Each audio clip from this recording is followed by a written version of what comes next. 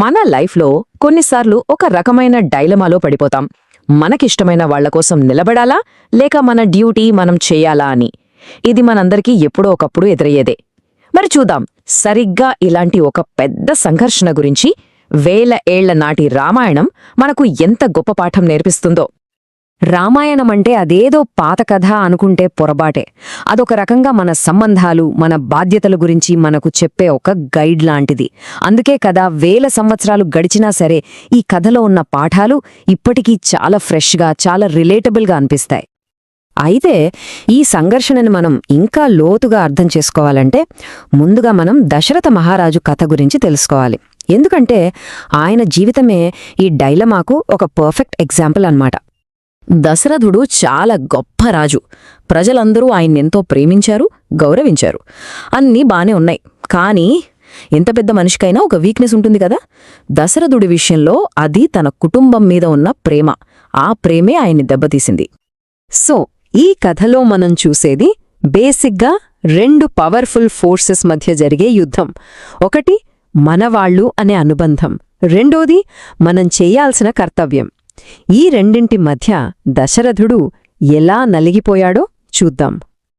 ఇక్కడ మనం మోహం అని మాట గురించి కరెక్ట్గా తెలుసుకోవాలి. ఇది జస్ట్ ప్రేమ కాదు, అంతకన్నా చాలా ఎక్కువ. సింపుల్గా చెప్పాలంటే మన పిల్లలు ఏదైనా తప్పు చేసినప్పుడు ప్రేమతో దాన్ని కప్పిపుచ్చాలని చూసారా? ఆ గుడ్డి ప్రేమనే మోహం అంటారు. సరిగ్గా ఇదే దశరథుడి చేత తప్పుడు నిర్ణయం తీసుకునేలా చేసింది. ఆ మోహంలో పడి దశరథుడు ముందు వెనక ఆలోచించకుండా కైకేయికి మాటిచ్చేశాడు, నీకు నచ్చిన 2 వరాలు కోరుకో అని. ఆ ఒక్క క్షణం ఆయన ఒక రాజుగా ఆలోచించలేదు, తన బాధ్యతను కూడా మర్చిపోయాడు. కేవలము ఒక భర్తగా, ఒక తండ్రిగా మాత్రమే ఆలోచించాడు. చూడండి, ఆ ఒక్క మాట ఎంత పెద్ద గొడవకు కారణమైందో. ఇచ్చిన మాటకు కట్టుబడక తప్పలేదు. తన ప్రాణం కంటే ఎక్కువగా ప్రేమించే కొడుకు రాముడిని అడవులకు పంపాల్సొచ్చింది. ఆ బాధని తట్టుకోలేక దశరథుడు చివరికి ప్రాణాలే వదిలేశాడు. అంటే ఒక చిన్న మాట ఒక పెద్ద సామ్రాజ్యాన్ని, ఒక కుటుంబాన్ని నాశనం చేసింది. సరే, తండ్రి దశరథుడు ఇలా అనుబంధానికి లొంగిపోయాడు. మరి ఆయన కొడుకు శ్రీరాముడేం చేశాడు? ఆయన ఎంచుకున్న దారి పూర్తి డిఫరెంట్. అదే ధర్మ మార్గం.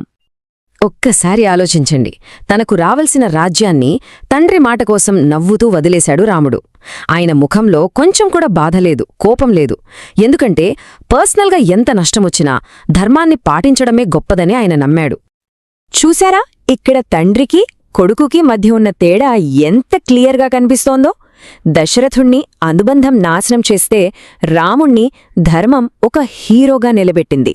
ఒకరి కథ ఒక ట్రాజెడీగా ముగిస్తే మరొకరి కథ తరతరాలకు ఒక ఇన్స్పిరేషన్గా నిలిచిపోయింది.